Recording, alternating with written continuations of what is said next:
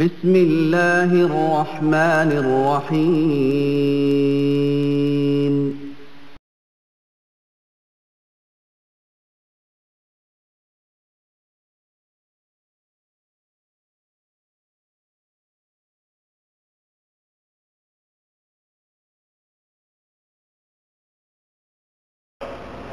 نحمده ونستعينه ونستغفره ونؤمن به ونتوكل عليه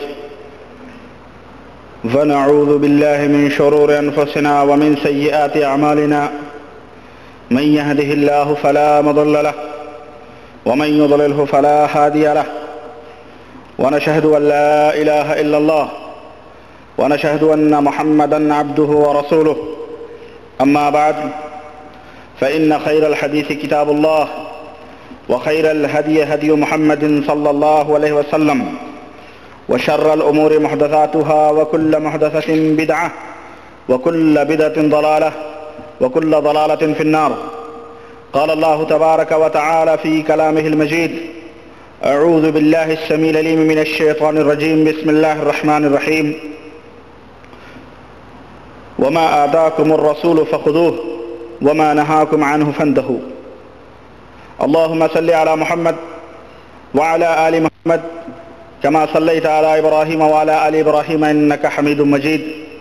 اللهم بارك على محمد وعلى آل محمد كما باركت على إبراهيم وعلى آل إبراهيم إنك حميد مجيد. تمام قسم کی حمد و ثنا، کبریائی اور بڑائی اس اللہ کے لیے لائق و زیبا ہے جس نے ہمیں اور آپ کو پیدا فرمایا. درود و سلام اس ذات مبارکہ مقدسہ پر جو ساری کائنات کے لیے رشد و ہدایت بن کر کے تشریف لائے.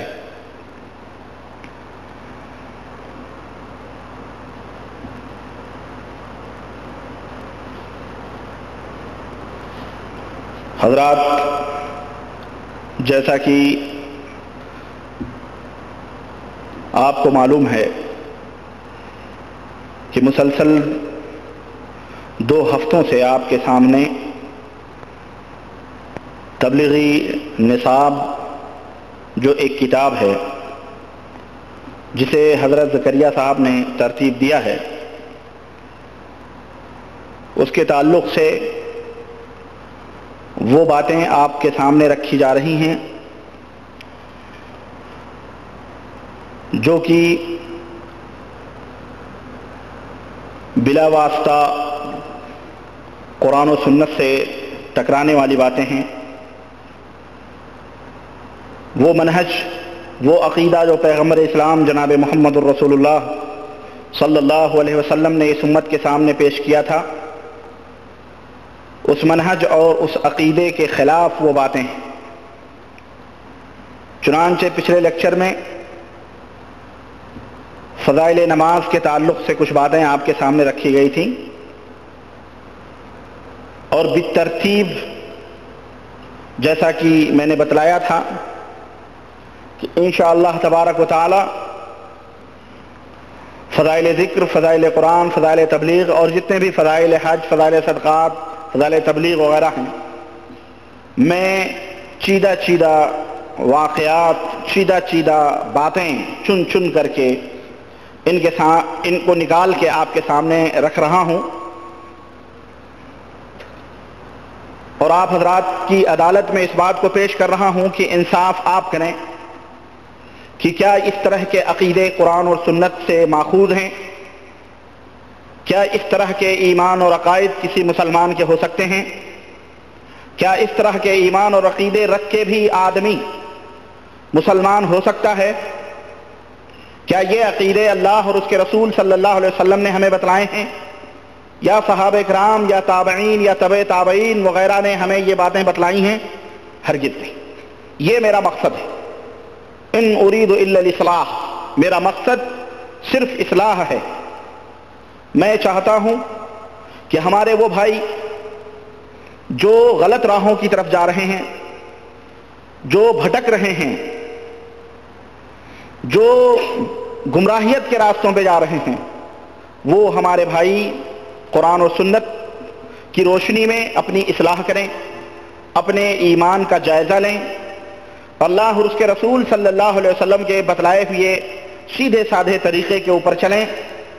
کسی کا گھر کا بنایا ہوا ایمان و عقیدہ، گھر کا بنایا ہوا عمل، گھر کا بنایا ہوا طریقہ، گھر کی بنائی ہوئی تبلیغ، گھر کی بنائی ہوئی تعلیم، یہ انسان کو کوئی فائدہ نہیں پہنچا سکتی، نہ ہی اللہ وحدہ لا شریک کے ہاں یہ مقبولیت کا درجہ حاصل کر سکتی.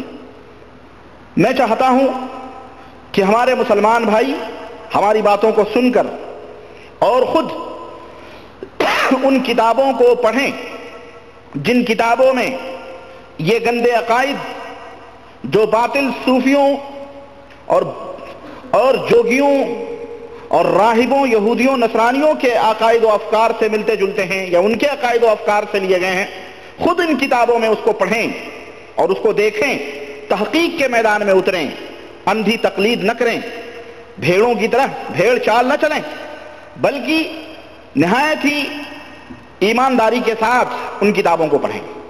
بہرحال قصہ مختصر یہ کہ وقت کی نزاکت کے پیش نظر میں زیادہ لمبا اپنی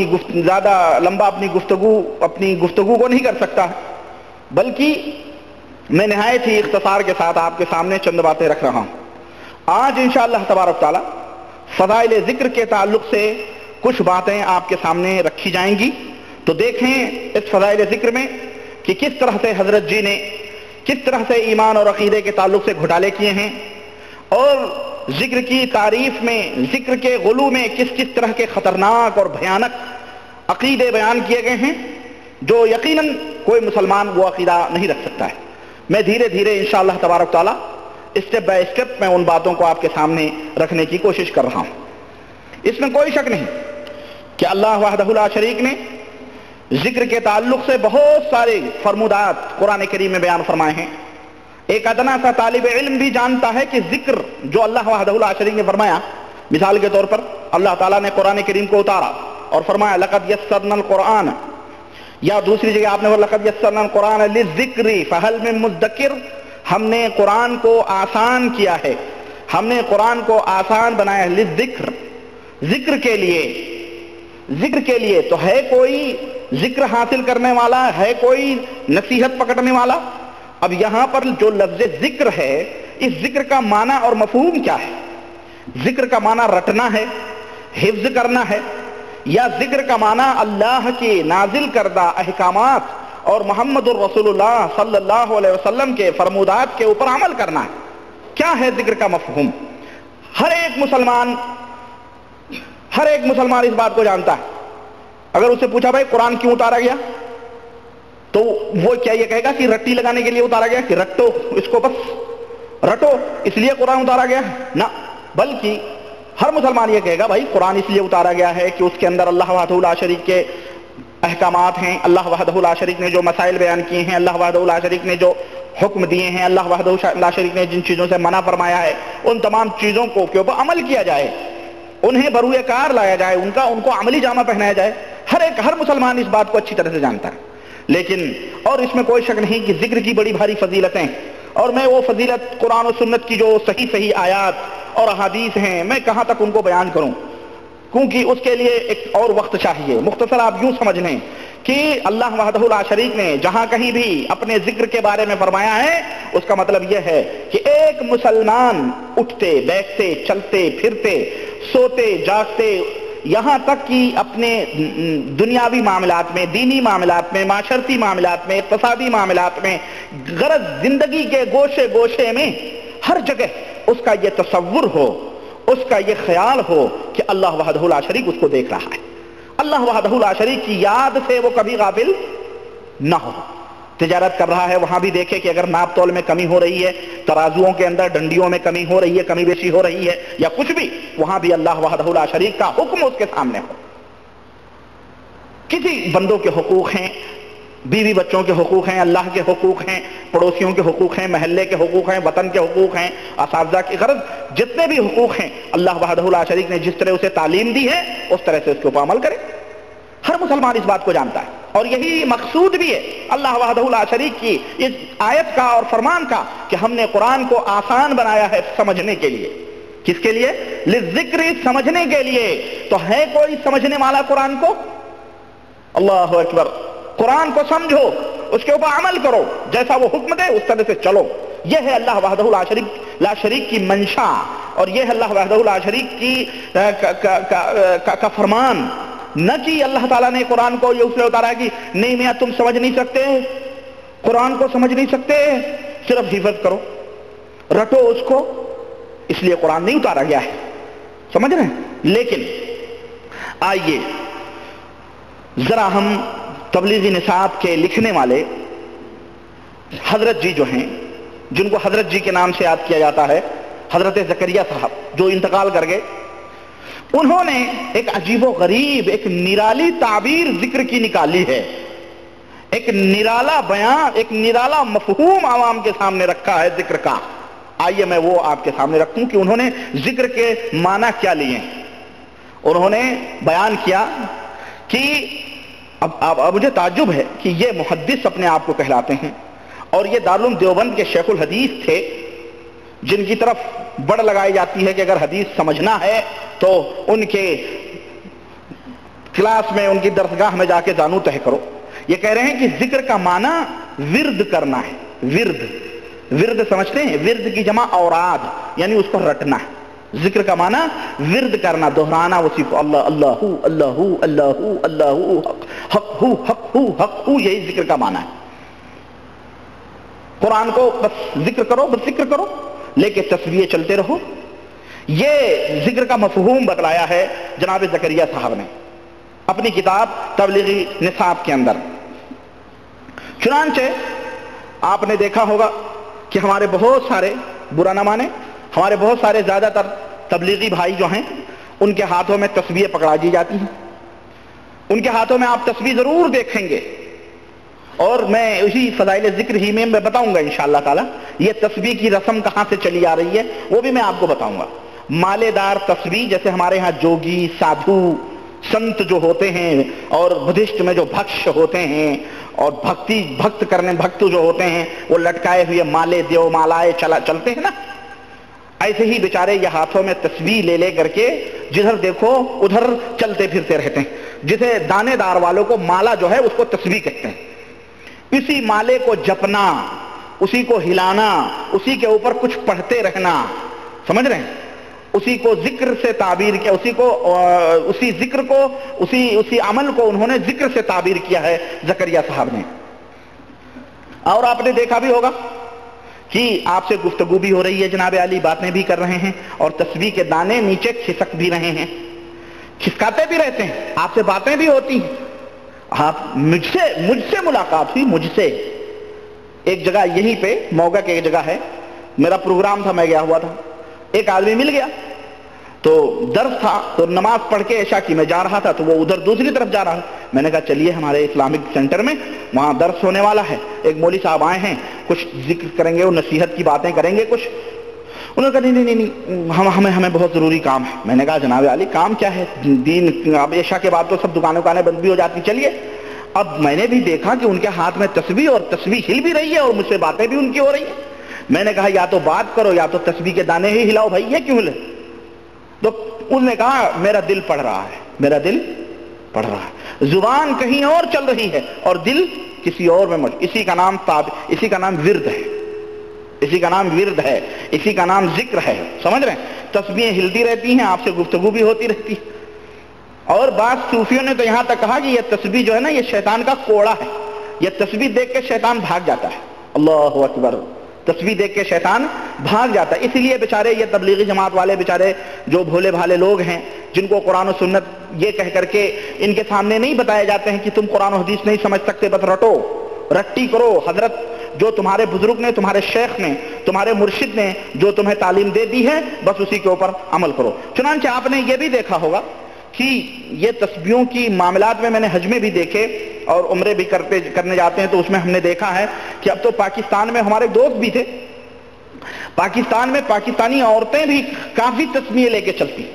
میرا ایک دوست تھا، مدینہ یونیورسٹی میں پڑھتا تھا، جمیل نام کا، اللہ جہاں کہیں بھی ہو، لاہور کے تھے، وہ فارغ ہوئے ہمارے ساتھ. میں نے ان سے کہا بھی، میں نے کہا یار یہ تسبیحیں بہت چلنے لگی ہیں عورتوں میں، تو انہوں نے کہا آج کل بے نظیر تسبیح لے کے چل رہی ہے. جب بے نظیر کا زمانہ تھا اس لیے یہ عورتیں بھی اب تسبیح پاکستان میں لے کے چلتی ہیں, یعنی باقاعدہ اب عورتیں بھی تسبیح جو ہے لے کر کے چلتی ہیں, اور ہم نے اکثر عورتوں کو یہ دیکھا ہے. اور اب تو ذرا یہ مالائی جو تسبیح ہے نا, یہ تو اور ترقی کر گئی ہے. جاپان نے دیکھا کہ ماشاءاللہ بڑی تعداد تسبیحوں کی بڑھ رہی ہے, ہندوؤں میں بھی بڑھ رہے ہیں اور ادھر تبلیغی جماعت والے بھی کثرت کے ساتھ استعمال کر رہے ہیں. تو اس نے باقاعدہ ایک مشین چھوٹی سی نکالی, وہ کوئی بیٹری والی مشین نہیں ہے بلکہ وہ بٹن والی مشین ہے. آپ نے وہ بھی دیکھا ہوگا, کٹ کٹ کٹ کٹ کٹ کٹ کٹ کٹ کٹ کٹ کٹ کٹ کٹ کٹ لے کے مسجد میں, کبھی جیب میں, کبھی وہاں. اگر 10 آدمی میں سمجھتا ہوں ایک مسجد پہ بیٹھ جائیں تو ایسا لگے گا کوئی ہتھوڑا ٹھونک رہا ہے. اس طرح کی تسبیح وہ کیا ہوتی ہے, اس میں نمبر چلتے ہیں, نمبر کتنے ہزار آپ نے تسبیح پڑھی, کتنے ہزار آپ پڑھ کر کے خوش ہوں. اللہ تعالیٰ نے بے حساب نعمتیں عطا فرمائی ہیں, اللہ نے اس کا کوئی حساب نہیں رکھا ہے, لیکن یہ اللہ کے مخصوص بندے ہیں, یہ اللہ کے مخصوص بندے ہیں جو اللہ کا ذکر بھی حساب کے ساتھ کرتے ہیں. حساب و کتاب, نہ ایک پوائنٹ ادھر ہو نہ ایک پوائنٹ ادھر ہو. حضرت نے اگر 75,000 مرتبہ فرمایا ہے تو 75 سے نہ 74 ہوگا اور نہ ہی 76 ہوگا. نہیں تو ایمان جانے کا خطرہ ہے بھائی. مرشد کی بات ہے, شیخ کی بات ہے, کوئی معمولی بات تھوڑی ہے. اللہ رسول کی بات ہوتی تو آگے پیچھے کر سکتے ہیں, کوئی بات نہیں, لیکن یہ مرشد کی بات ہے. تو وہ بھی بدعت چلی ہوئی ہے جناب, کٹ کٹ کٹ کٹ کٹ کٹ کٹ کٹ کرنے والی. اور آپ نے دیکھا ہوگا, دیکھا کہ نہیں دیکھا آپ لوگوں نے, ہے نا, یہ دنیا جانتی ہے اس بات کو. ہمارے ملکوں میں ہندوستان پاکستان کے اندر بھی باقاعدہ ایکسپورٹ ہو چکا ہے یہ. اچھا, ایسا بھی ہوتا ہے, ہمارے تبلیغی جماعت کے لوگ اور جو لوگ نکلے ہیں وہ جانتے ہیں کہ جب یہ گشت نکلتی ہے تبلیغی جماعت کی, جب ٹولی کہیں کسی مسجد میں ڈیرا ڈالتی ہے تو ڈیرے بھی انہی مسجدوں میں ڈالتے ہیں جو ان کے اپنے ہوتے ہیں بھائی, اور جہاں کچھ متعارف قسم کے لوگ ہوتے ہیں, جہاں ان کے کھانے پینے کے انتظامات بھی ہوتے ہیں. لوگ یہ کہتے ہیں کہ ان لوگوں کو بیچاروں کو کھانے پینے کی فکر نہیں ہوتی, ان کو کوئی خرچ ورچ نہیں ہوتا ہے. خرچ کیسے ہوگا جب تم اپنوں میں جا کے بیٹھو گے, اس کے سر پہ سوار ہو کر کے کھاؤ گے, تمہارا خرچ کہاں سے ہوگا, کہاں سے خرچ ہوگا. کہتے ہیں برکت کچھ نہیں ہے. یہ اپنوں میں جا کر کے بیٹھ کر کے دوسروں کے سروں پہ بیٹھ کے کھاتے ہیں تو برکت کہاں سے, برکت کا اس میں کہاں سے تعلق. الغرض جب آپ دیکھیں گے اور جو جانتے ہیں کہ جب گشت کرنے نکلتے ہیں زیادہ تر عصر کے بعد گشتی نکلتی ہے, ٹولی بنا کر کے دکانوں پہ وہاں جا کر کے, تو آپ دیکھیں گے کہ ایک آدمی, یہ اکثر لوگ اس بات کو نہیں جانتے ہیں, یہ وہی جانتا ہے جو گھر کے اندر رہ چکا ہے. سمجھ رہے ہیں, ایک آدمی باقاعدہ مسجد میں تسبیح دے کے بٹھا دیا جاتا ہے. کیوں بھائی بٹھایا گیا اس کو ذکر کے لیے بٹھایا گیا ہے. یعنی اس کا ربط اس آدمی سے روحانی طور پر ہوتا ہے, اس جماعت کا, جو ٹولی کا جو نکلتی. ہمارے عباس بھائی بیٹھے ہوئے ہیں ماشاءاللہ, اچھی طرح سے جان رہے ہیں, ہے نہیں. تو وہ ٹولی جو ہے نکلتی ہے گشت کے لیے, اور یہاں یہ آدمی ذکر میں مشغول ہوتا ہے, دعا کرتا ہے, یہ کامیاب ہو جائیں, یہ ہو جائیں, یہ, یعنی یوں سمجھیے کہ وہ ذکر میں مشغول ہوتا ہے. اور یہ عقیدہ رکھا جاتا ہے کہ اس کے ذکر سے لوگ جو ہے قریب آئیں گے, اس کی جو ذکر میں مشغول ہیں, اس کا فوکس اور اس کی شعاع لوگوں کے دلوں پہ پڑ رہی ہے اور لوگ قریب آئیں گے. سمجھ رہے. غرض اگر چھوڑیں, یہ ایک تفصیلات رہی ذکر کے تعلق سے تھوڑی سی, جماعت کے اپنے اور بھی ہیں, میں آ رہا ہوں آگے. اگر ہم یہ ذکر جو قرآن کریم میں اللہ تعالیٰ نے فرمایا ہے, اگر ہم اس کو ورد کے معنی میں لیں تو اللہ تعالیٰ کا یہ فرمان نہایت ہی یعنی عجیب سا فرمان ہوگا. ہم نے قرآن کو رٹنے کے لیے اتارا ہے, تو ہے کوئی رٹنے والا؟ ہزاروں رٹنے والے ہیں بھائی, سمجھ. عمل کرنے والے کم ملیں گے لیکن رٹنے والے آپ کو زیادہ ملیں گے. اللہ کا یہ منشا نہیں ہے. اللہ وحدہ لا شریک نے فرمایا کہ بھئی رٹنے والا نہیں بلکہ اس کے اوپر عمل کرنے والا. اور کتنے صحابہ تھے, سارے قرآن کے حافظ تھوڑی تھے, تو گویا کہ جو رٹا نہیں وہ ان کے مقام پہ نہیں پہنچا. تو صحابہ اور تابعین بھی بیچارے اس معاملے میں ان لوگوں سے جو رٹتے ہیں, ذکر کرتے ہیں, ان سے کمتر ہی رہے, نعوذ باللہ. ایسی بات بھی نہیں ہے. بہرحال شیخ دیوبند جناب زکریا صاحب نے تو یہاں تک لکھ دیا ہے ذکر کی فضیلت میں, اور جو انہوں نے معنی بیان کیا ہے, اس معنی کے بیان کرنے میں انہوں نے یہاں تک لکھ دیا کہ جو ہم نے معنی بیان کیا ہے اگر اس معنی کو کوئی نہ سمجھے اور اس کو نہ یقین کرے تو وہ گدھے کی طرح ہے. وہ کس کی طرح ہے؟ گدھے کی طرح ہے جو معنی انہوں نے بیان کیا ہے. چنانچہ آپ کو میں بتاؤں یہ فضائل ذکر صفحہ نمبر 34 اور 35. 34 آپ کے سامنے میں رکھتا ہوں. فضائل ذکر صفحہ نمبر 34 کے اندر حضرت زکریا صاحب لکھتے ہیں کہ آج خانقاہوں کے بیٹھنے والوں پر. اچھا ایک بات میں یہاں اور بتاتا چلوں، یہ زکریا صاحب کی کتاب ہے جناب عالی، سمجھ رہے ہیں، فضائل اعمال ہے.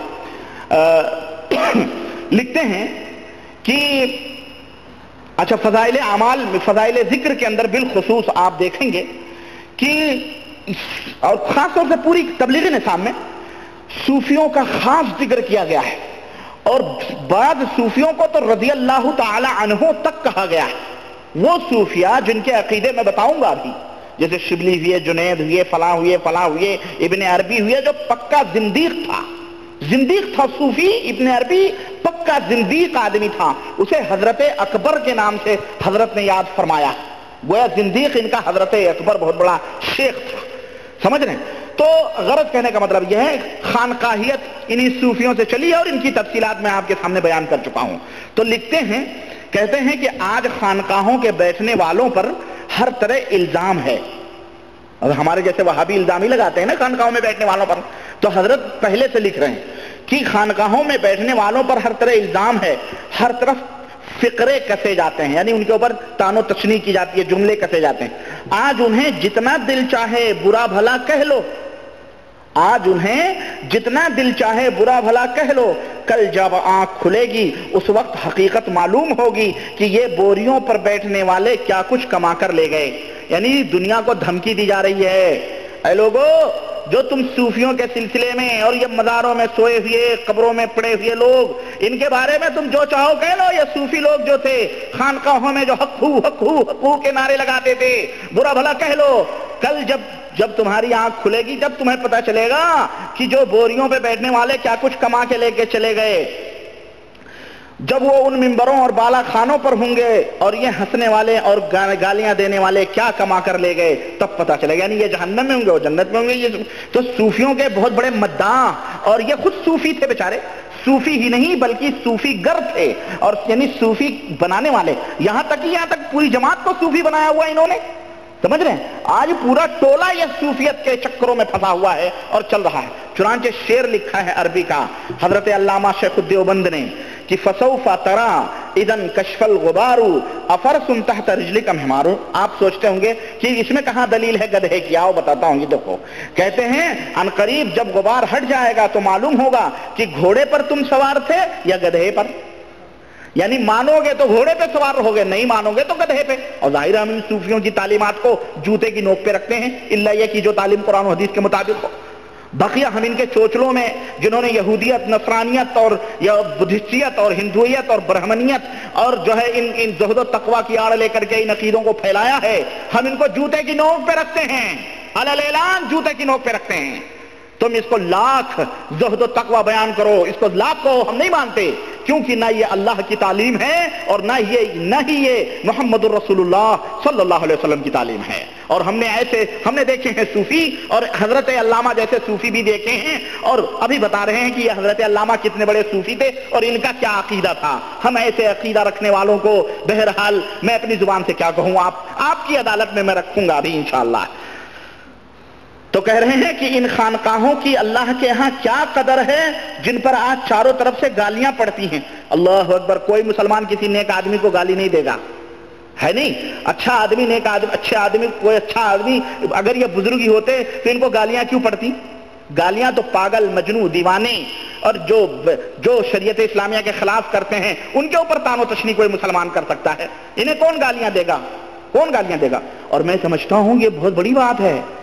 یہ گالیاں جو ہے نا، گالیوں کا لفظ، کوئی بدعقیدہ کمزور ایمان کا آدمی تو خود اس چکر میں پڑا ہوا بیچارہ، انہیں گالی کیوں دے گا؟ انہیں تان و تشنیع وہی لوگ کریں گے جو قرآن و سنت سے مزین اور آراستہ ہیں.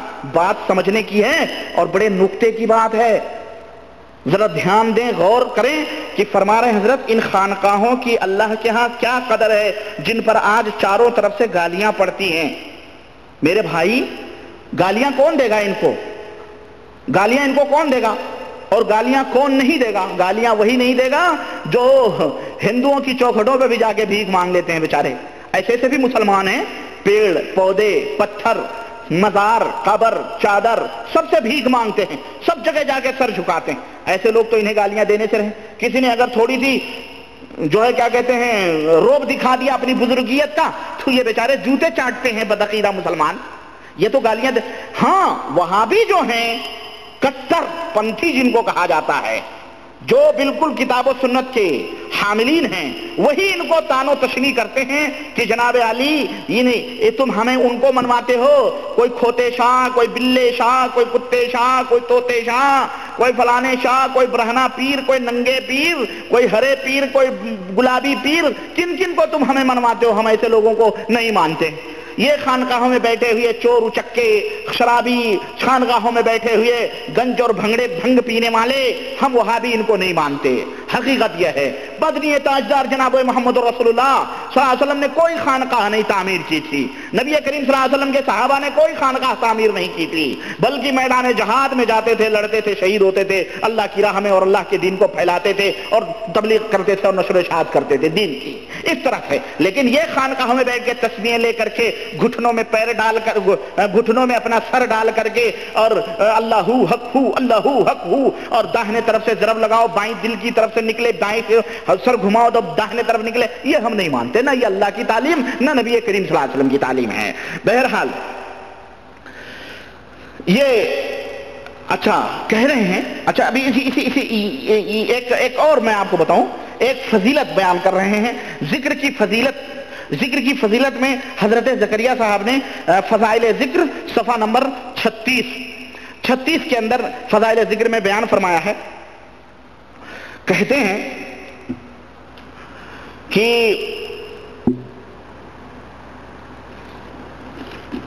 اللہ اکبر، فضائل ذکر صفحہ نمبر 36 اس کے اندر فرماتے ہیں کہ حضور کا ارشاد ہے کہ جو تم میں عاجز ہو راتوں کو محنت کرنے سے، جو تم میں عاجز ہو راتوں کو محنت کرنے سے اور بخل کی وجہ سے مال بھی نہ خرچ کیا جاتا ہو اور بزدلی کی وجہ سے جہاد میں شرکت نہ کر سکتا ہو، تو فارمولہ بتا رہے ہیں حضرت زکریا صاحب، اور یہی فارمولہ پہ عمل کیا جا رہا ہے۔ دیکھو، بخیل ہو، بخل کی وجہ سے مال نہیں خرچ کر سکتے تو کیا کرو، اور بزدل ہو، ہے نا، جبکہ پیغمبر اسلام جناب محمد رسول اللہ پناہ مانگتے تھے اللہ کی بزدلی سے، اور مسلمان شیر دل ہوتا ہے، بزدل نہیں ہوتا، لیکن بزدل رہو کوئی بات نہیں، بزدل ہو جہاد میں شریک نہیں ہو سکتے تو کیا کرو، محنت نہیں کر سکتے راتوں کو تو کیا کرو، کہتے ہیں کہ اسے چاہیے کہ ذکر کثرت سے کرے، ذکر کثرت کے ساتھ کرے، اور فعل کے فساد جڑا ہوا ہے، فعل کے فساد جڑی ہوئی ہے، کیا یعنی ہر قسم کی کوتاہی جو عبادات نفلیہ میں ہوتی ہے، یعنی اس حدیث کا مفہوم بیان کیا جا رہا ہے کہ عبادات نفلیہ، آپ سوچیں جہاد یہ نفلی عبادت ہے، جہاد فرض ہے۔ حضرت زکریا صاحب شیخ الحدیث ہیں اور حدیث فہمی دارالعلوم دیوبند کا یہ ورثہ ملا ہوا، دیکھیں یہ دیکھیں حدیث وہ سید واڑیات جو ہے کیا کہتے ہیں حدیث فہمی اپنے شیخوں کے پاس بھیج رہے ہیں کہ حضرت ابھی ہمیں تعجب ہوتا ہے یار، حضرت یہ کیسے شیخ الحدیث تھے؟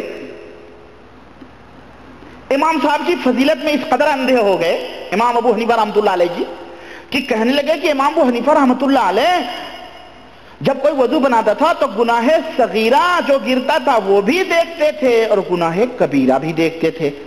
مجھے حیرت ہوئی کہ اللہ کے نبی صلی اللہ علیہ وسلم نے تو فرمایا ہے کہ وضو سے صرف چھوٹے چھوٹے گناہ دھلتے ہیں، اور حضرت مارے جوش میں بڑے گناہ کو بھی پن لگا دیا حضرت نے۔ شیخ الحدیث ہیں، ان کو سمجھنا چاہیے، اس قدر یہ دیوانگی کے شکار ہو چکے تھے، اعوذ باللہ۔ اور یہاں بھی بھائی چیز ٹھیک ہے، صدقہ ہے، خیرات ہے، رات کو نوافل نہیں پڑھ سکتا وہ، اور جہاد جو اہم فریضہ ہے وہ فرض ہے ہر مسلمان کے اوپر. اللہ تعالیٰ نے قرآن میں فرمایا کہ وہ لوگوں مسلمانوں تمہارے اوپر جہاد فرض ہے. اللہ کے نبی نے فرمایا جہاد فرض ہے. ہاں اس کے بارے میں کہتے ہیں یہ عبادات نفلیہ ہے, یعنی نفلی عبادت ہے. نعوذ باللہ. سنیے, کہتے ہیں کہ ہر قسم کی کوتاہی جو عبادت نفلیہ میں ہوتی ہے اللہ کے ذکر کی کثرت اس کی تلافی کر سکتی ہے. یعنی اللہ کا ذکر کرو, بس اللہ اللہ کہتے رہو, نہ جہاد نہ بخیل ہو تو بخیل رہو, کوئی فرق نہیں پڑتا. پیسے ویسے کسی غریب فقراء کے اوپر خرچ نہ کرو, راتوں کو نفل وفل بھی مت پڑھو, بس ذکر میں لگے رہو. یعنی یہ کس قدر کھلی ہوئی گمراہیت کی دعوت ہے. اللہ اکبر.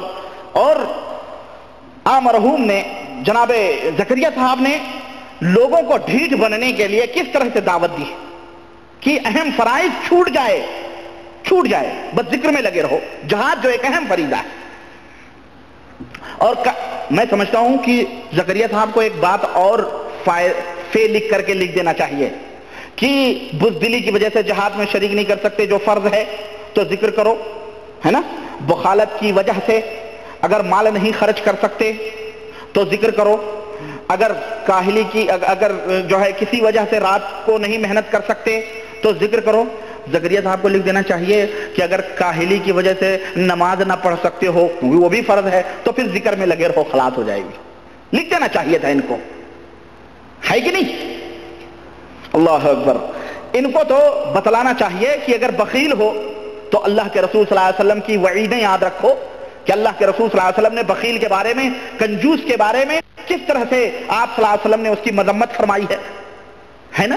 اگر تم بخیل ہو تو اللہ کے نبی کی سنتیں یہ ہیں, یہ دعا پڑھو تمہاری بخالت ختم ہو جائے. اللہ کے اگر بزدل ہو تو یہ دعا پڑھو اللہ تعالیٰ تمہیں قوت اور طاقت دے تاکہ تم جنت الفردوس, تاکہ تم جہاد میں شریک ہو سکو. یعنی حکمتیں بتانی چاہیے بجائے اس کے. زکریا صاحب فارمولے بتا رہے ہیں, کچھ بھی نہیں. تم بخیل ہو بخیل رہو, کاہل ہو کاہل رہو, سست رہو, تم جہاد میں نہیں جا سکتے, کوئی بات نہیں. ذکر اللہ اللہ اللہ اللہ, ذکر میں مشغول رہو, یہی کافی. نعوذ باللہ. چنانچہ میں آپ کو بتاؤں اور آگے بڑھیں ذرا سا.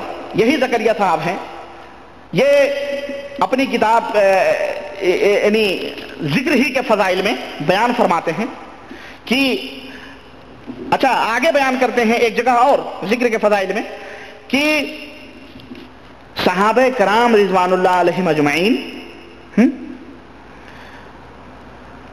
صحابہ کرام رضوان اللہ علیہم اجمعین کو حضور اقدس صلی اللہ علیہ وسلم کے فیض صحبت سے یہ قوت قلبیہ اعلیٰ درجے پر حاصل تھی, یعنی یہ دل کی قوت اعلیٰ درجے پر حاصل تھی, تو ان کو ضربیں لگانے کی ضرورت پیش نہ آتی تھی.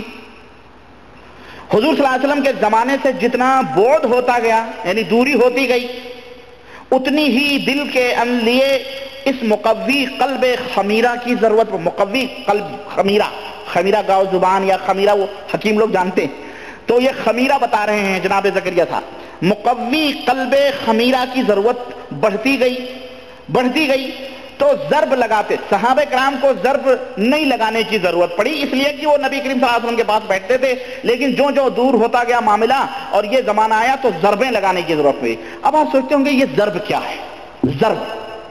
ضرب ایک اصطلاح ہے صوفیوں کی, اور میں شاید بتا چکا ہوں صوفی برہمن, صوفی اور شیطان, صوفیزم اور اسلام کی لیکچروں میں میں نے آپ کے سامنے شاید بتایا ہو. بہرحال ضرب کہتے ہیں, ہمارا پیر تھا ضربیں مارتا تھا. کیسے مارتا تھا معلوم؟ اللہ مر گیا وہ, بہرحال اس کے لیے تو مغفرت کی دعا بھی نہیں کر سکتے کہ وہ اللہ مشرک تھا, قبر پرست تھا, مجاور تھا, قبر کا بڑا بھاری پیر تھا. وہ ضربیں کیسے لگاتا تھا؟ مغرب کے بعد بیٹھتا تھا, کپڑے وپڑے اتار کے, ٹوپی اتار کے, اور نماز پڑھ کے, اور ضربیں, میں ایکشن بتاؤں آپ کو, وہ کرتا تھا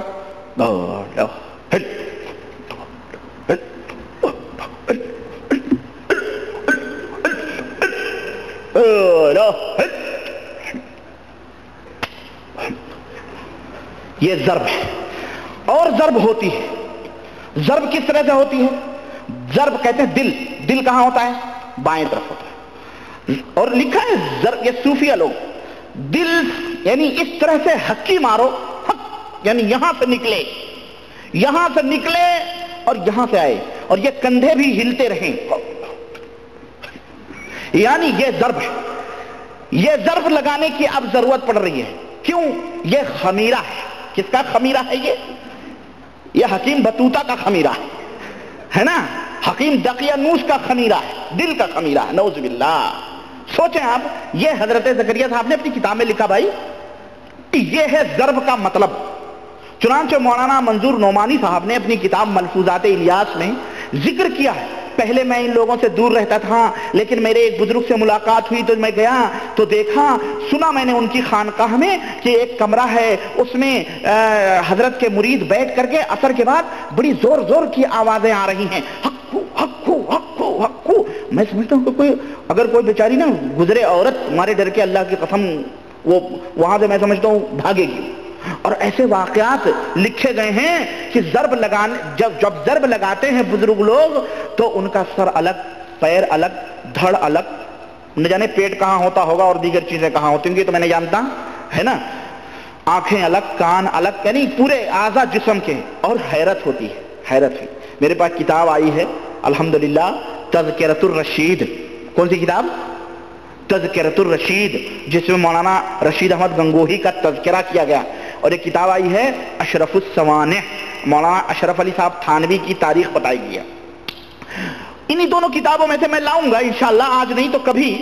بہرحال میں وہ واقعہ یاد آ گیا، کہتے ہیں کہ حضرت کے کمرے میں جب ہم گئے ایک دفعہ رات کو تو دیکھا حضرت کا پیر ادھر ہے، سر ادھر ہے، اور جو ہے ہاتھ پیر الگ الگ ہیں، سب الگ الگ ہے۔ اور جیسے ہی میں نے دروازہ کھولا تیسے ہی دیکھا فٹافٹ جڑ گئے، اور حضرت نے کہا دیکھنا کسی سے کہیو نہیں، کسی سے بتائیو نہیں، کسی سے بولنا نہیں، یہ ذکر کرنے والوں کا حشر ہوتا۔ اور مجھے یاد آتا ہے، اللہ کی قسم اللہ جھوٹ نہ بلوائے، پھر میں نے کہا اللہ جھوٹ بلواتا نہیں، شیطان جھوٹ بلواتا ہے۔ بہرحال اللہ تعالی ہمیں جھوٹ کی توفیق نہ دے، ہے نا، ہمیں سچ بولنے کی توفیق دے، اللہ کی قسم۔ وہ شاید وہ عورت مر گئی، ہم چھوٹے تھے، ایک حجرہ شریف تھا، اس میں ہم جا کے اذانیں دیا کرتے تھے، مغرب کی، عشاء کے بعد، یوں ہی کہ اس میں جنات لوگ رہتے ہیں بھاگ جائیں۔ تو وہ ایک دفعہ بتانے لگی، ہم لوگوں سے کہنے لگی کہ حضرت جو شاہ صاحب تھے اس کمرے میں وہ کر رہے تھے، وظیفہ کر رہے تھے۔ تو ایک دفعہ ہم نے دروازہ کھولا تو دیکھا حضرت کا پورا جسم الگ الگ تڑپ رہا ہے، اور آواز آ رہی ہے اللہ اللہ اللہ کی، سمجھ رہے ہیں؟ اور جیسے ہی ہم کو دیکھا انہوں نے فٹافٹ پھر حضرت ہو گئے اور ان کا ڈانٹا، کہا دیکھنا کسی سے جو ہے ذکر نہیں کرنا، میرے مرنے کے بعد کسی سے ذکر ہونا تو ہونا۔ بولے میں مارے ڈر کے الٹ کے پلٹ کے بھاگی وہ عورت۔ بہرحال وہ عورت کی بات غلط ہو سکتی ہے، لیکن علماء دیوبند کی بات تو غلط نہیں ہو سکتی نا، جن کے علماء حق کے نعرے لگتے ہیں۔ علماء حق دیوبند، علماء حق دیوبند، ہمارے پاس کیسٹ آئی، پوری کیسٹ، علماء حق دیوبند، علماء حق دیوبند، علماء حق دیوبند۔ ہم نے کہا یہ کیا بدتمیزی مچا رکھی ہے انہوں نے، علماء حق کا یہ طریقہ ہوتا ہے؟ وہ تو جھوٹ نہیں بول سکتے، انہوں نے اپنی کتاب میں لکھا ہے، میں انشاءاللہ ذکر کروں گا۔ مجھے اسی پر ایک بات اور یاد آ گئی، صوفی منصور حلاج جو مرتد خبیث جس نے الحق کا نعرہ لگایا تھا، ہے نا، اب یہ ہم وہابی ہیں جو صوفیوں کو، یہ صوفی جو مردود تھے ان کا ذکر کر کے اور ان کو لعن طعن کرتے ہیں، جس کے بارے میں زکریا صاحب نے کہا ہے وہ ممبروں پہ بیٹھیں گے اور تم جہنم میں جاؤ گے، یعنی ہم لوگ جہنم میں جائیں گے اور یہ سے صوفی ممبروں پہ بیٹھیں گے۔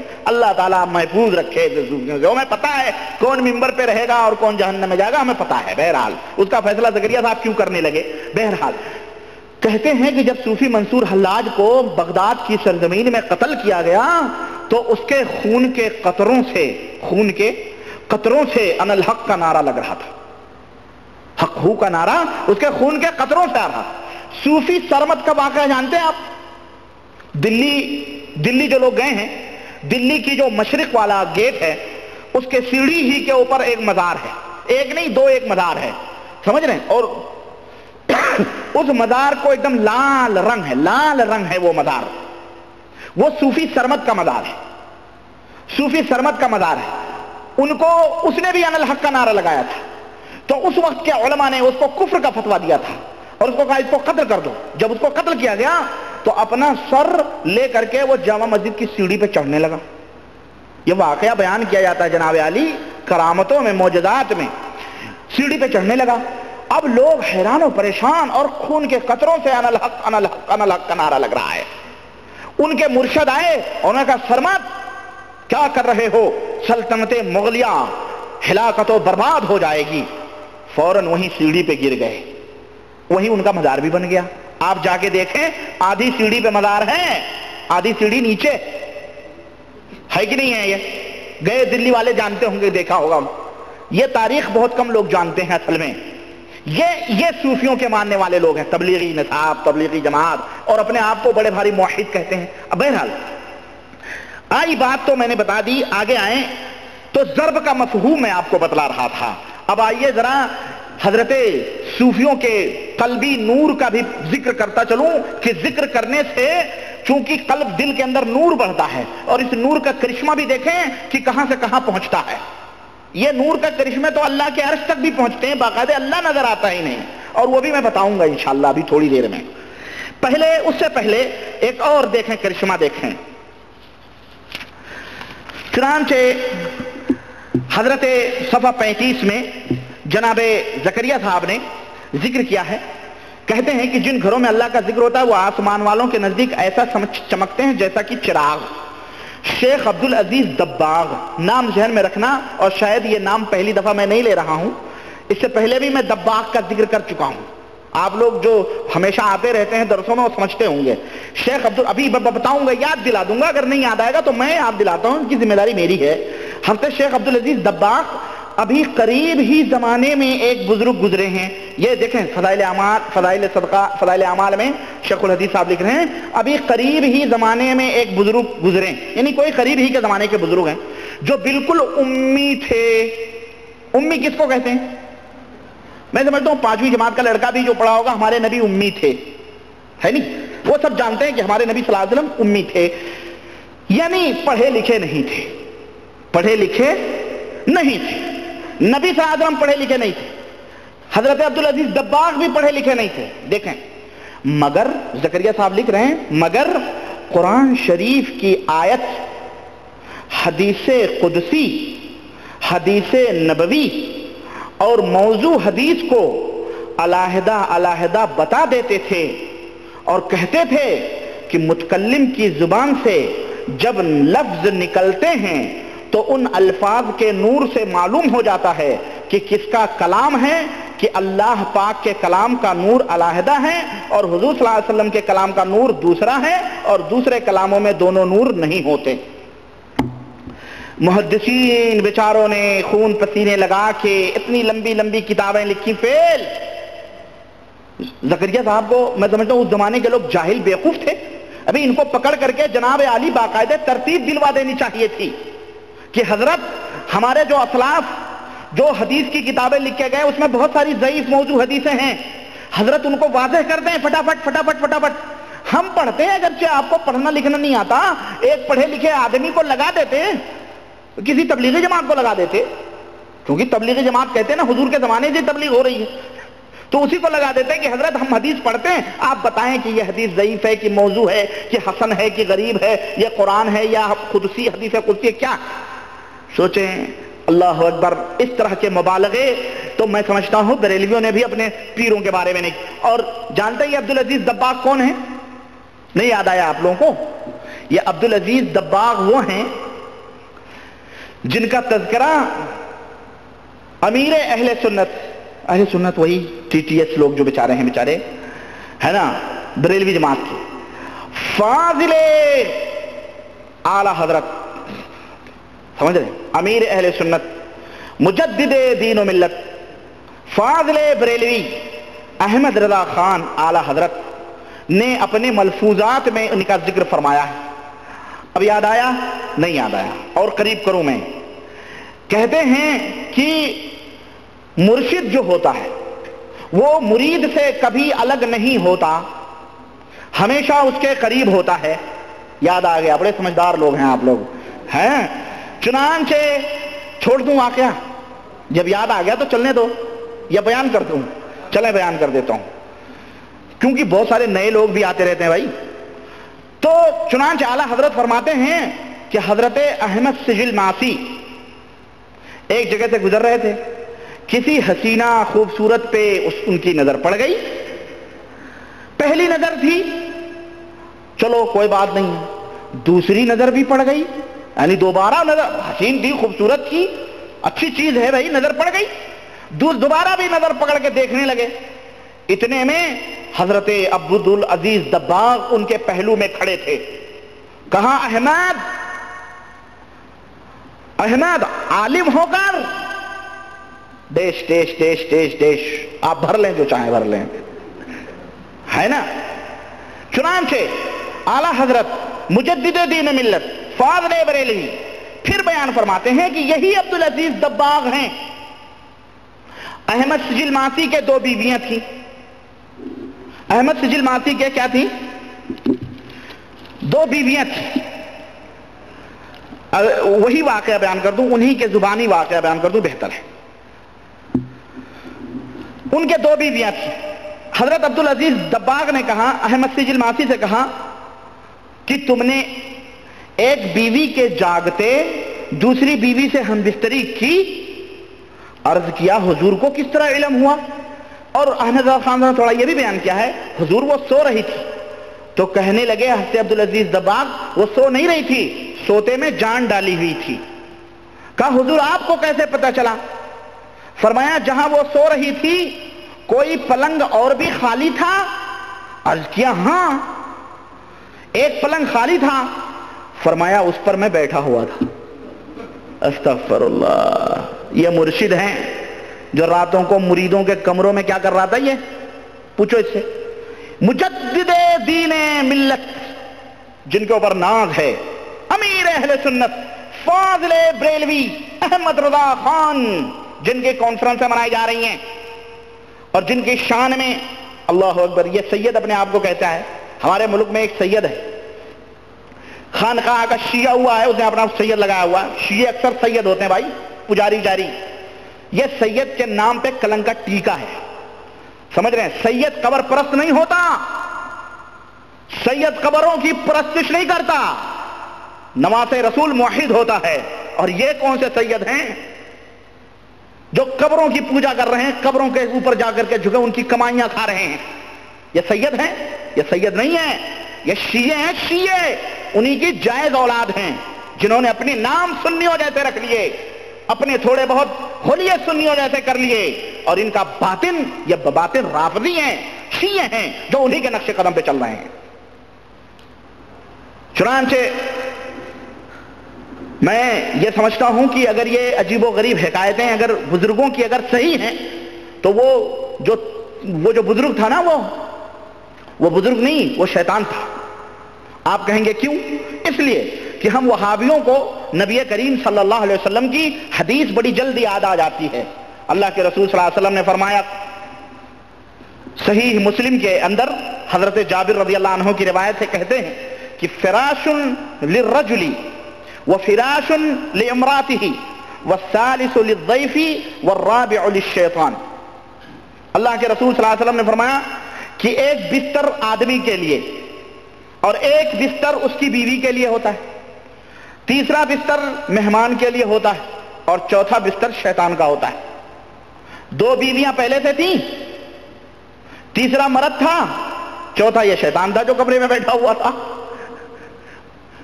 اور کون ہوتا ہے میاں بیوی کے کمرے میں؟ غیر نہیں جاتا ہے میاں بیوی کے کمرے میں. چنانچہ چلیے یہی عبدالعزیز دباغ ہیں جن کا تذکرہ حضرت جو عبدالعزیز دباغ جو بیوی مریدوں کے کمرے میں جا کے ننگ دھڑنگ مریدوں کو دیکھتے ہیں, وہ جو کیا حرکتیں کر رہے ہیں اپنے بیویوں کے, وہ کر رہے ہیں. اور یہاں امی حضرت زکریا صاحب بیان فرما رہے ہیں کہ ان کے دل کا نور یہ تھا کہ وہ قرآن تو قرآن, حدیث تو حدیث, وہ یہ بھی بتلا دیتے تھے کہ یہ موضوع حدیث ہے, کہ یہ صحیح حدیث ہے کہ غلط.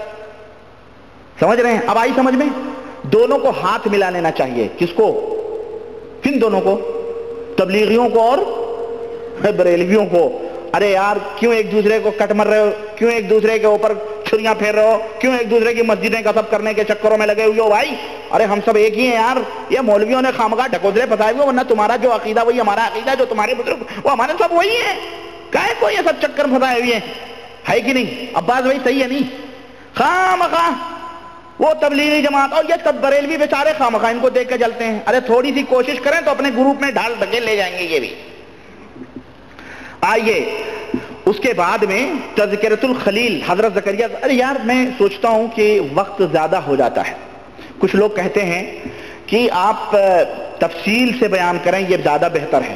یہ نہ سوچیں کتنی کیسٹیں اس کی تیار ہوں گی کتنی نہیں ہوں گی, آپ ہم کو تفصیلات بیان کریں. چلو میں سوچتا ہوں صحیح بات ہے, یہاں سے تھوڑا یہاں سے ادک پدک نہیں صحیح ہے, تفصیل کے ساتھ پوسٹ مارٹم ہونا چاہیے. کیوں ڈاکٹر یہاں پہ اگر کوئی زخم چھوڑ دے تو ہو سکتا ہے, اور دوسرے کا علاج کرے تو ہو سکتا ہے یہ پھر بگڑ جائے, اس لیے مکمل طور پر پوسٹ مارٹم ہونا چاہیے. زکریا صاحب حضرت عبدالعزیز دباغ کا یہ واقعہ بیان کر کے اپنے دیوبند کا ایک واقعہ بیان فرما رہے ہیں. ہمیشہ یہ ہوا ہے, جو پہلے زمانے میں ہوا وہی زمانے میں ضروری ہے. نبی کی شان تھی, نبی امی تھے, عبدالعزیز دباغ کو امی بتا کر کے وہ پورا وہ کرامت ان کی بیان کی گئی. اب یہاں دیکھیں لکھتے ہیں تذکرۃ الخلیل یعنی سوانح حضرت اقدس مولانا خلیل احمد صاحب نور اللہ مرقدہ نے بروایت مولانا ظفر احمد صاحب لکھا ہے کہ حضرت کے 5ویں حج میں جس وقت حضرت مسجد الحرام میں طواف قدوم کے لیے تشریف لائے تو احقر مولانا محب الدین صاحب جو اعلیٰ حضرت مولانا, اب آپ سوچتے ہوں گے اعلیٰ حضرت فاضل بریلوی نہیں, صرف وہی اعلیٰ حضرت نہیں ہیں, دیوبند میں بھی اعلیٰ حضرت ہیں. سنو, صرف بریلی ہی اعلیٰ حضرت نہیں, دیوبند اعلیٰ حضرت مولانا الحاج امداد اللہ صاحب مہاجر مکی نور اللہ مرقدہ کے خاص خلفاء میں تھے اور صاحب کشف مشہور تھے. مولانا محب الدین صاحب احقر ان کے پاس کہتے ہیں بیٹھا ہوا تھا. مولانا اس وقت درود شریف کی کتاب کھولے ہوئے اپنا ورد پڑھ رہے تھے. درود شریف کی کتاب کھولے ہوئے ورد پڑھ رہے تھے کہ دفعتاً میری طرف مخاطب ہو کر فرمانے لگے کہ اس وقت حرم میں کون آ گیا کہ دفعتاً سارا حرم انوار سے بھر گیا. اللہ اکبر. یعنی جو ہمیشہ سینکڑوں ہزاروں کی تعداد حرم میں ہوتی ہے ان کی وجہ سے وہاں انوار نہیں تھا. اللہ کا جو نور حرم کے اوپر ہوتا ہے وہاں نہیں, اس سے اجالا نہیں ہوا. اللہ کے فرشتے, اللہ کی رحمتیں جو وہاں نازل ہوتی ہیں اسے کوئی فرق نہیں پڑا. لیکن سنیں کہہ رہے ہیں کہ دفعتاً سارا حرم انوار سے بھر گیا. میں خاموش رہا. اتنے میں حضرت طواف سے فارغ ہو کر مولانا کے پاس کو گزرے. جو حضرت طواف قدوم کر رہے تھے ان کے پاس سے گزرے. مولانا کھڑے ہو گئے جو درود کا ورد کر رہے تھے, اور ہنس کر فرمایا کہ میں بھی تو کہوں کہ آج حرم میں کون آ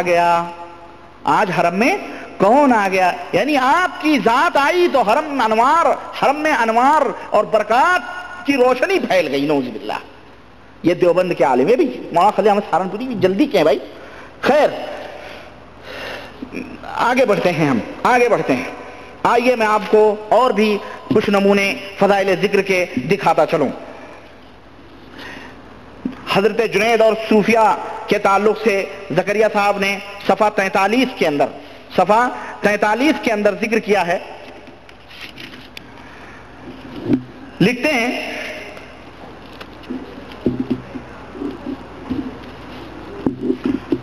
پہلے کرامن کاتبین کا بھی یہ صوفیہ کے تعلق سے حضرت زکریا صاحب نے لکھا ہے کہ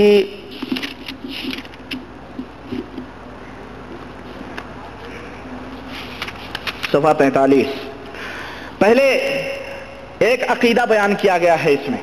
کون سا؟ زکریا صاحب کہتے ہیں کہ بعض اعمال اچھے ایسے ہوتے ہیں جن کا, یا ٹشو پیپر تھا یہیں پہ, کیا ہوا, بعض اعمال ایسے ہوتے ہیں کہ جن کا پتہ کرامن کاتبین کو بھی نہیں چلتا ہے. کرامن کاتبین جانتے ہیں کون ہیں؟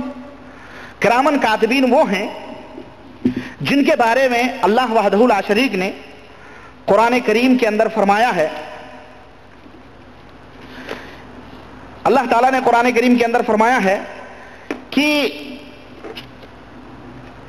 ان علیکم لحافظین کرامن کاتبین, کہ تمہارے اوپر نگراں مقرر ہیں جنہیں کرامن کاتبین کہتے ہیں, اور جو تم کرتے ہو وہ تمام سب وہ کیا کرتے ہیں جانتے ہیں.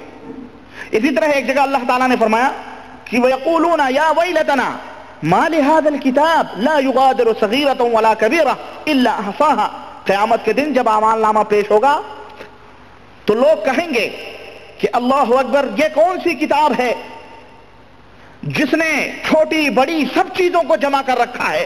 یعنی کوئی بڑی سے بڑی چیز بھی ہم نے کی اور چھوٹی سے چھوٹی چیز بھی کی، وہ اللہ تعالیٰ نے اس میں نوٹ کر دیا ہے. وَوَجَدُوا مَا عَمِلُوا حَاضِرًا، اور جو کچھ بھی وہ کریں گے وہ حاضر پائیں گے. وَلَا يَظْلِمُ رَبُّكَ أَحَدًا، اللہ تعالیٰ تمہارے اوپر کسی کے اوپر ظلم نہیں کرے گا.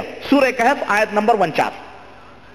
یعنی کرامن کاتبین، جو کچھ بھی آدمی کرتا ہے وہ مقرر ہیں، وہ لکھتے ہیں. یہ ایک مومن اور مسلمان کا عقیدہ ہے. حضرت زکریا صاحب فرماتے ہیں کہ میانے عاشق و معشوق رمزیس، میانے عاشق و معشوق رمزیس کرامن کاتبی را ہم خبر نیست.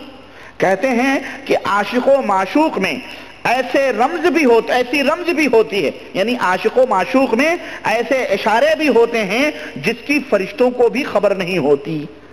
نعوذ باللہ، نعوذ باللہ. فرشتوں کو بھی کیا نہیں ہوتی ہے؟ خبر ہوتی ہے. کہتے ہیں کہ کتنے خوش قسمت ہیں وہ لوگ جن کو ایک لحظہ بھی غفلت نہیں ہوتی. اور اس کے بعد میں حضرت جنید کا، یعنی دیکھیں کہ عقیدہ بنایا جاتا ہے کہ کچھ ایسے بھی ایسے عاشق بنو کہ تم سے فرشتے بھی پیچھے ہو جائیں. خلاص فرشتے تم کیا کر رہے ہو، فرشتوں کو بھی علم اور خبر نہیں ہے. نعوذ باللہ. یہ قرآن سے ٹکرانے والا عقیدہ نہیں ہے. کیا ہے آپ بتائیں مجھے؟ ڈائریکٹلی اللہ وحدہ لا شریک کے فرمان کا ایک دم یعنی مخالفت ہے اس کے اندر. اور آگے لکھتے ہیں، کہتے ہیں کہ حضرت جنید سے نقل کیا گیا ہے کہ انہوں نے ایک مرتبہ خواب میں شیطان کو بالکل ننگا دیکھا. دیکھیں حضرت جنید بغدادی، اور یہ جنید بغدادی کون ہے معلوم ہے؟ حضرت جنید بغدادی، انہوں نے لکھا رضی اللہ تعالی عنہ. کس نے؟ زکریا صاحب نے ان کے بارے میں لکھا رضی اللہ تعالی عنہ. یعنی کوئی بیچارہ اگر عام آدمی ہو تو یہ سمجھے کوئی صحابی وہابی ہے بھائی، ہے کہ نہیں؟ کیونکہ رضی اللہ تعالیٰ عنہ صحابیوں کا ٹائٹل. یہ اور بات ہے کہ آج کل کر کے ہمارے کچھ علماء نے للو پنجو کو بھی رضی اللہ تعالیٰ عنہ لکھنا شروع کر دیا ہے. اعلیٰ حضرت رضی اللہ تعالیٰ عنہ، فلاں حضرت رضی اللہ تعالیٰ. یعنی اس قدر گھٹیا ہو گئے یہ لوگ، اللہ انہیں ہدایت دے. یہ جنید بغدادی کون ہے؟ اب میں آپ کو بتاؤں. مجدد دین و ملت اعلیٰ حضرت فاضل بریلوی رحمت اللہ علیہ ہم نہیں کہیں گے بھائی، کیونکہ وہ مشرک تھا. کوئی شک نہیں کہ وہ مشرک تھا. اس نے ایک واقعہ نکال کیا ہے حضرت جنید بغدادی کا اپنی کتاب ملفوظات کے اندر. ملفوظات کے اندر حضرت اعلیٰ حضرت لکھتے ہیں کہ حضرت جنید بغدادی ایک دریا پر ایسے ہی دریا کے اوپر بغیر کشتی کے جا رہے تھے. جیسے کھٹر پٹر کھڑاؤں پہن کے صوفی لوگ چلتے ہیں سادھو ودھو، تو کھٹر پٹر کر کے دریا کے اوپر جا رہے تھے. ایک آدمی ادھر سے گزرا، اس کو اس پار جانا تھا. اس نے دیکھا ادھر کشتی نہیں ادھر کشتی نہیں، ایک بزرگ دریا پار کر رہے ہیں. اس نے کہا حضرت آپ جا رہے ہو، نہ کوئی کشتی ہے نہ کچھ دریا کے اوپر، ہمیں بھی لیتے چلو، کم از کم پار کروا دو. حضرت جنید بغدادی نے فرمایا اچھا آ جا. کہا حضور ڈوب جاؤں گا. کہا نہیں ڈوبے گا نہیں، بلکہ تو یہ کہہ کیا، یا جنید یا جنید یا جنید یا جنید یا جنید یا جنید. یہی ورد کر، یہی کیا کر، ورد، یہی ورد ہے. سمجھ رہے ہیں؟ یہ ورد کرتا ہوا میرے ساتھ چلا، مسلح پہ کھڑا ہو جا. مسلح بچھا تھا، اس کے اوپر جا رہے تھے. اب جناب علی وہ یا جنید کہتا ہوا جا رہا تھا. بیچ سمندر میں جب پہنچا، بیچ ندی میں، تو اعلیٰ حضرت لکھتے ہیں، سنیں دیکھیں یہی جو اصل ایمان ہے، اس ایمان کو اعلیٰ حضرت مجدد دین ملت احمد رضا خان صاحب نے لکھا ہے. خان صاحب نے کہ وہ جو ہیں شیطانی وسوسہ جو اللہ کی طرف سے ہوا، اس کو اس نے لکھا شیطانی وسوسہ. اس کے دل میں شیطان نے وسوسہ ڈالا اور اس نے یا جنید کہنے کے بجائے اس نے یا اللہ کہہ دیا. کوئی وہابی رہا ہوگا، میں سمجھتا ہوں کہ یہ یا جنید کیا لگاؤں بھائی. حضرت تو یا اللہ کہہ رہے ہیں اور مجھے یا جنید رٹوا رہے ہیں. اس کے دل میں یہ وسوسہ آیا اور اس نے کہا یا اللہ. گھٹ سے نیچے، دھڑک سے نیچے اللہ کا نام لیتے ہی شیطانی وسوسہ آیا اس کے دل میں.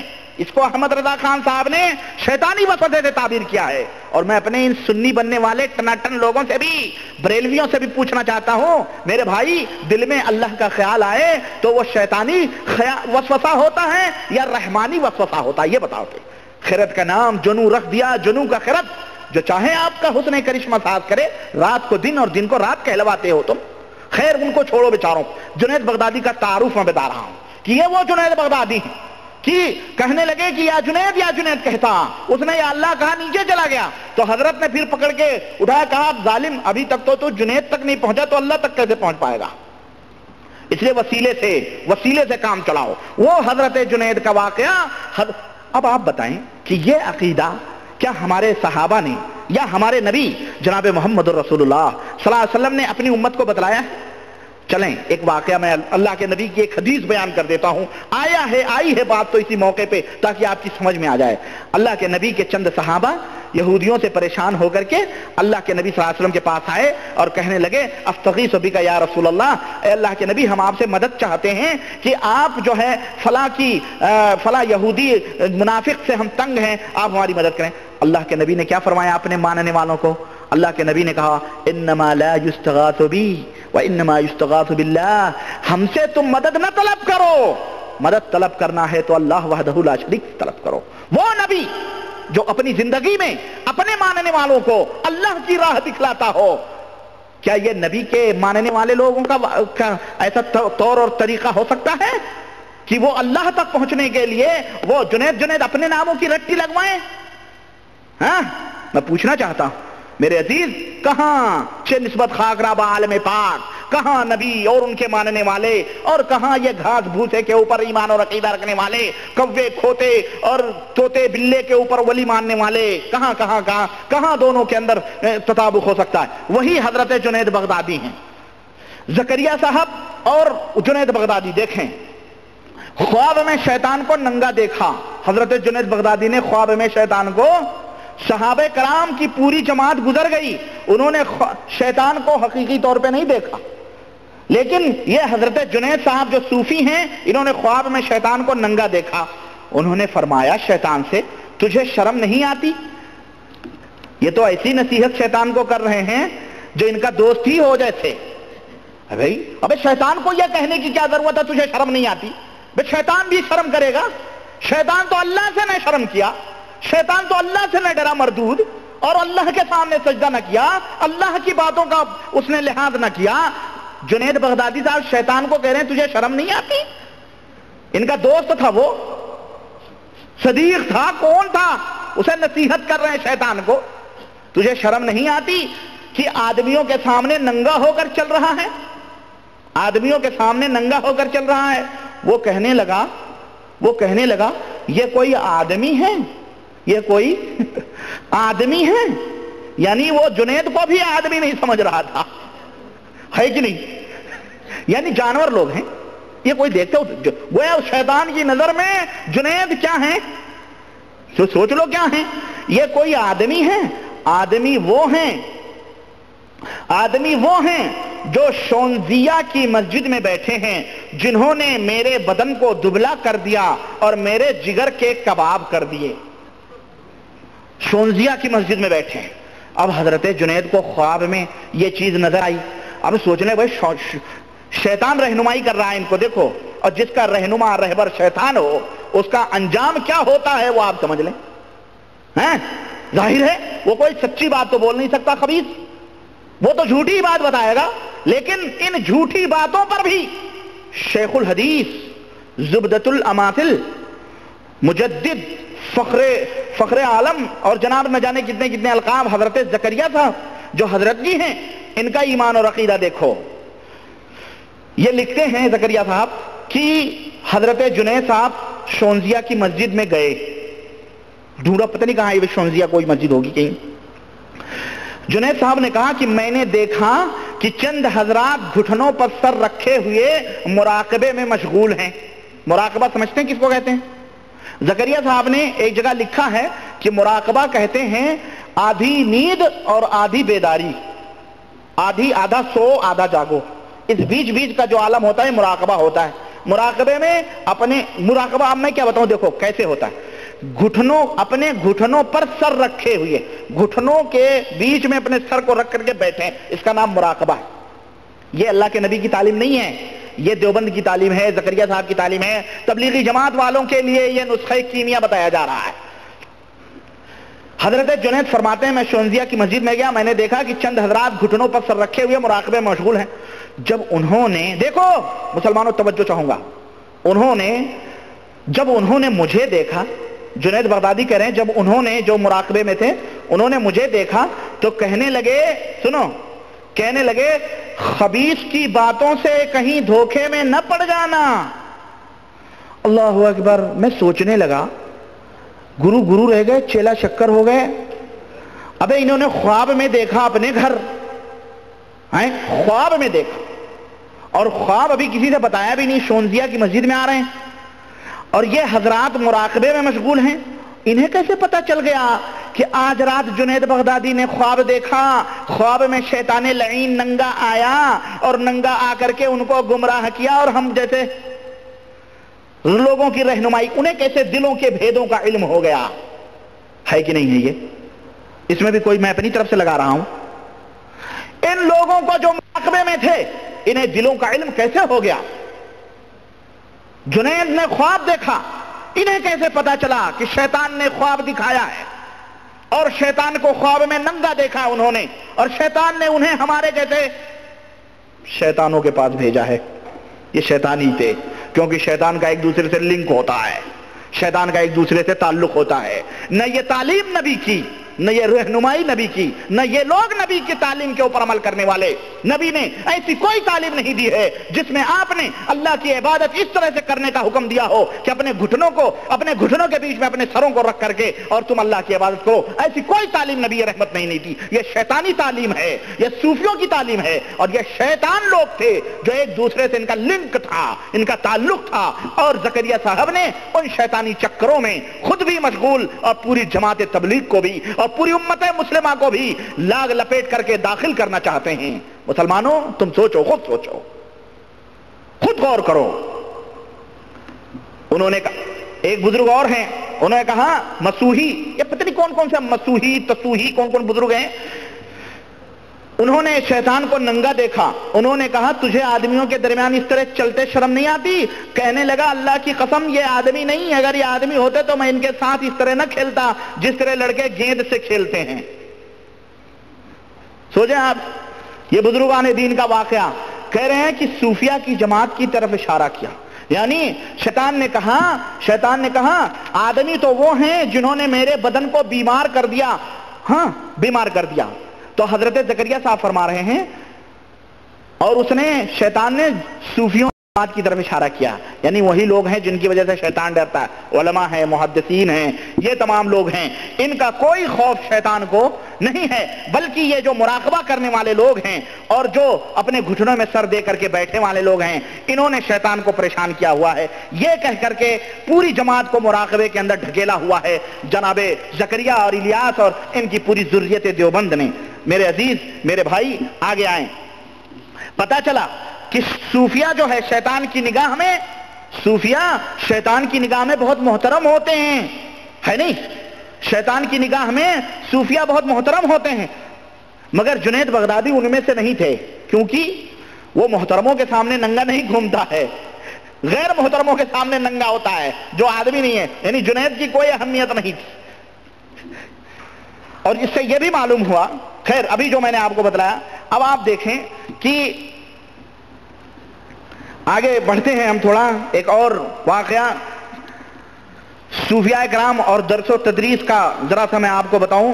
صفحہ 68 آپ کھولیں، تبلیغی نصاب فضائل ذکر صفحہ 68 کے اندر کہتے ہیں حضرت زکریا صاحب کہ صوفیاء اور عارفین اسی کلمے کا اہتمام فرماتے ہیں اور سارے اذکار پر اس کو ترجیح دیتے ہیں۔ چنانچہ کہتے ہیں کہ سید علی بن میمون مغربی کا قصہ مشہور ہے کہ جب شیخ علوان حموی جو ایک متبحر عالم اور مفتی اور مدرس تھے، سید صاحب کی خدمت میں حاضر ہوئے، سید علی بن میمون کی خدمت میں حاضر ہوئے، اور سید صاحب کی ان پر خصوصی توجہ ہوئی، سید صاحب کی ان کے اوپر خصوصی توجہ ہوئی، تو ان کو سارے مشاغل درس، تدریس، فتویٰ وغیرہ سے سید صاحب نے روک دیا، نہ تم درس دو، نہ تم فتویٰ لکھو، کچھ بھی، سب کچھ مت کرو، کیا کرو؟ اور سارا وقت کہا کہ ذکر میں مشغول ہو، حق ہو حق ہو حق ہو، ذکر میں بیچارے مدرس کو، متبحر عالم کو، فتویٰ لکھنے والے کو، مفتی کو حق ہو میں لگا دیا۔ عوام کا تو کام ہی اعتراض اور گالیاں دینا ہے، یہ سب لکھ رہے ہیں زکریا صاحب، یعنی یہ جو حقو تم کر رہے ہو، عوام گالیاں دے گی، ایسے کام کرنے والوں کو عوام گالیاں نہیں دیتی زکریا صاحب، تبلیغی جماعت والوں کو بتا دو، ایسے کام کرنے والوں کو عوام بیچاری گالیاں نہیں دیتی، عوام ان کے تلوے چاٹتی ہے، جیسا آج ڈھونگیوں کے تلوے چاٹتی ہے، تو ایسے لوگوں کو گالیاں عوام کیوں دے گی؟ اور اگر ہم لوگوں کو تم عوام کہتے ہو تو تم کل انعام ہو، چوپایوں جیسے ہو، جنہیں بلہم اضل، بلکہ ان سے بھی بدتر ہو، تمہیں علم نہیں ہے۔ ہم قرآن و سنت کے حاملین ہیں الحمدللہ، ہم متبع قرآن و سنت ہیں، ان صوفی کے چپڑے چپڑوں میں نہیں آنے والے لوگ ہیں، شیطانوں کے دھوکوں میں نہیں ہم آنے والے لوگ ہیں۔ سنو، کہتے ہیں مشغول کر دیا، عوام کا تو کام ہی اعتراض اور گالیاں دینا ہے، لوگوں نے بڑا شور مچایا کہ شیخ کے منافع سے دنیا کو محروم کر دیا، شیخ کو ضائع کر دیا وغیرہ وغیرہ۔ کچھ دنوں بعد سید صاحب کو معلوم ہوا کہ شیخ کسی وقت کلام اللہ کی تلاوت کرتے ہیں۔ سید میمون علی کو معلوم ہوا کہ یہ مدرس جو تھے شیخ الحدیث اور حضرت، یہ قرآن کریم کی بھی تلاوت کرتے ہیں۔ سید صاحب نے اس کو بھی منع کر دیا، لو قرآن بھی مت پڑھو، یہ تعلیم ہے صوفیوں کی۔ سنو، ذکر کر رہے تو قرآن کیوں پڑھ رہے بھائی؟ قرآن ذکر نہیں ہے۔ زکریا صاحب سے پوچھا یہ کون سی حدیث فہمی ہے، یہ کون سی قرآن فہمی ہے جو آپ نے یہ واقعہ لکھا ہے؟ خیر آگے چلتے ہیں، کہہ رہے ہیں کہ کلام اللہ سے بھی منع کر دیا کہ اس کی تلاوت مت کرو۔ سید صاحب نے اس کو بھی منع کر دیا، تو پھر تو پوچھنا ہی کیا۔ سید صاحب پر زندیقی اور بددینی کا الزام لگنے لگا، لیکن چند ہی دن کے بعد شیخ پر ذکر کا اثر ہو گیا۔ تبلیغی جماعت والوں کے لیے بہترین فارمولہ ہے، اور یہی زکریا صاحب بتا رہے ہیں، نہ قرآن، نہ حدیث، نہ تلاوت، نہ کچھ، ذکر کرو تو فائدہ کیا ہوگا؟ کہہ رہے ہیں شیخ صاحب پر ذکر کا اثر ہو گیا اور دل رنگ گیا، تو سید صاحب نے فرمایا اب تلاوت شروع کرو۔ کلام پاک جو کھولا تو ہر لفظ پر وہ علوم و معارف کھلے کہ پوچھنا ہی کیا ہے۔ سید صاحب نے فرمایا کہ میں نے خدا نخواستہ تلاوت کو منع نہیں کیا تھا، بلکہ اس چیز کو پیدا کرنا چاہتا تھا۔ گویا ذکر کرنے سے، حق ہو کرنے سے قرآن اور سنت کے اندر علوم و معارف پیدا ہوتے ہیں۔ تبلیغی جماعت کے والو، اب تمہیں قرآن اور حدیث کی ضرورت نہیں ہے، پہلے تم ذکروں میں لگو، چلوں میں لگو، یہی کرو خلاص، پھر دیکھیں گے تمہارے پتنی پون صدی ہو گئی، ابھی تک علوم و معارف تو ہمیں نہیں سمجھ میں آ رہے کوئی بھی۔ کسی نے بھی عالم نے علوم و معارف کے دریا نہیں بہائے، اگر بہانے والوں نے، بانین جماعت نے بہائے ہیں علوم و معارف کے دریا، تو ایسے علم گلم خرافات، شیطانی واقعات، یہی علوم و معارف ہے نعوذ باللہ۔ اگر ایسے ذکر کرنے سے یہی علوم و معارف کے دریا اور چشم پھوٹتے ہیں تو اللہ کی پناہ ہم ایسے توبہ کرتے ہیں ایسے علوم و معارف سے اور ایسے ذکر سے، نعوذ باللہ۔ گویا کہنا یہ چاہتے ہیں حضرت زکریا صاحب کہ جناب علوم و معارف قرآن اور حدیث پڑھنے سے نہیں پیدا ہوتے، آپ کو علماء کے صحبتوں میں بیٹھنے سے نہیں معلوم ہوتے، ذکر کرنے سے علوم و معارف کا علم ہوتا ہے آپ کو۔ اللہ تعالیٰ نے قرآن میں فرمایا انما یخشی اللہ العلماء، ہمارے یعنی ہم سے علماء ڈرتے ہیں، لیکن یہ کہہ رہے ہیں ذکر اور اذکار کرنے والے ہی فوقیت والے ہیں۔ بہرحال اور آگے آئیں، یہ دیکھیں صفحہ 92 آپ کھولیں، تبلیغی نصاب صفحہ 92۔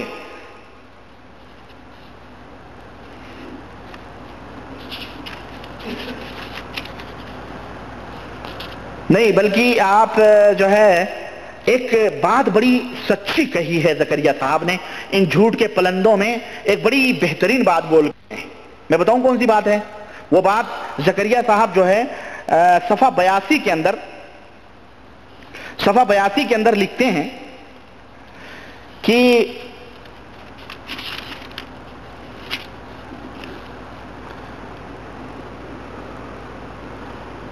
نبی اکرم صلی اللہ علیہ وسلم کا ارشاد ہے کہ جو شخص کسی بدعتی کی تعظیم کرتا ہے وہ اسلام کے منہدم کرنے پر یعنی اسلام کے ڈھانے پر اعانت کرتا ہے یعنی مدد کرتا ہے۔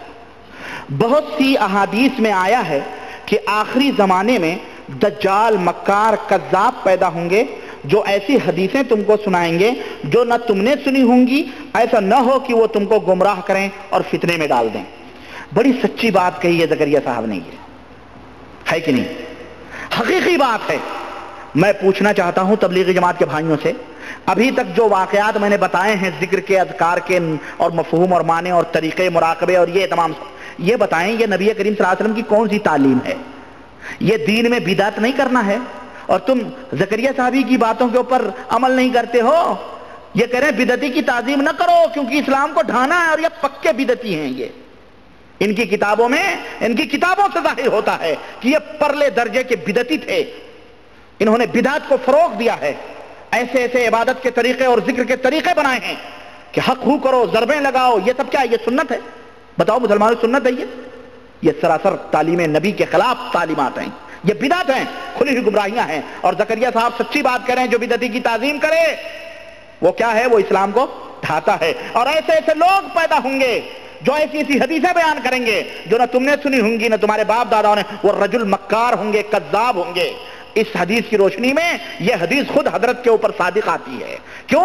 اس لیے کہ یہ ایسی ایسی روایتیں بیان کرتے ہیں کہ اللہ کی پناہ، ابھی میں بتاؤں گا اور بھی روایتیں آپ کو بتاؤں گا۔ بہرحال حضرت فرماتے ہیں کہ جانتے ہو اخلاص کیسے پیدا ہوتا ہے دلوں کے اندر؟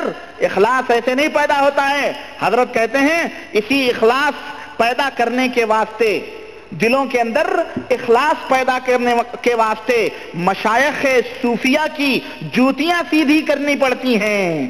اب کھلے حضرت پکے صوفی ہیں، یہ کہہ رہے ہیں کہ اخلاص پیدا کرنے کے اندر، یعنی للہیت پیدا کرنے کے اندر کے لیے مشائخ کی، یعنی پیروں کی، اور وہ بھی صوفیوں کے پیروں کی، علماء کی نہیں، محدثین کی نہیں، صوفیوں کی جوتیاں سیدھی کرنی پڑتی ہیں۔ جو کتابوں سے نہیں تعلیم گویا حاصل کرتے ہیں، وہ ڈائریکٹ اللہ سے تعلیم حاصل کرتے ہیں، وہ ڈائریکٹ اللہ سے شاگردی لیتے ہیں۔ جیسا کہ پچھلے درسوں میں واقعہ لیکچر میں گزرا کہ انہوں نے کہا نا کہ عبد الرزاق سے حدیثیں لوگ سن رہے ہیں، ہم ڈائریکٹ رزاق سے حدیثیں سن رہے ہیں۔ زکریا صاحب نے ذکر کیا نہیں، یہ ڈائریکٹ اللہ کے، یہ صوفی لوگ ہیں جو سیدھے شاگرد ہوتے ہیں اللہ تعالیٰ کے، یہ کہنا چاہتے ہیں۔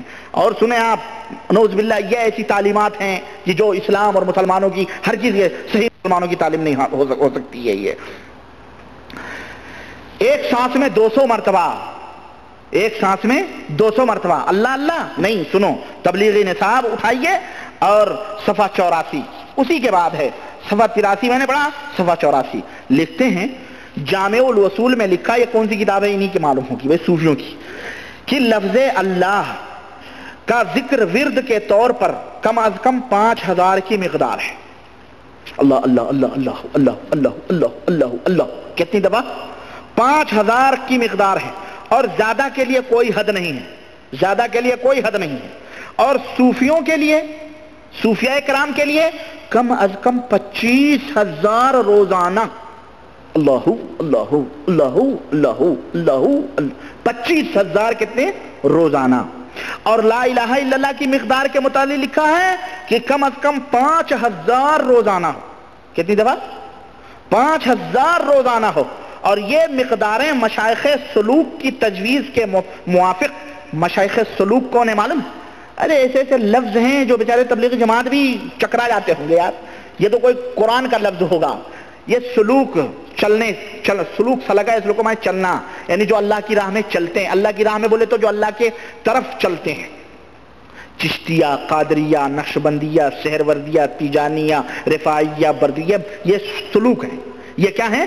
جیسے مذہب بنائے ہوئے نا، حنفیہ، مالکیہ، شافعیہ، حنبلیہ اور ظاہریہ اور داودیہ اور فلانیہ فلانیہ، یہ بہریہ، یہ قادیانیہ، یہ رافضیہ، یہ شیعیہ، یہ جو مذاہب ہیں، ایسے ہی سلوک میں بھی یہ چشتیہ، یہ قادریہ، یہ نقشبندیہ، یہ سہروردیہ، یہ تیجانیہ، یہ بدویہ، یہ فلانیہ، یہ فلان، یہ رفاعیہ، اس طرح سے بنایا ہوا۔ تو جو مشائخ سلوک ہیں، یعنی ان کے جو سرغنے لیڈر لوگ ہیں، ہے نا، یا ان کے جو خلیفہ بنے ہوئے بیٹھے ہیں، ہے نا، یہ لوگ کم و بیش کر سکتے ہیں جیسا چاہیں، جس کو تعلیم دیں۔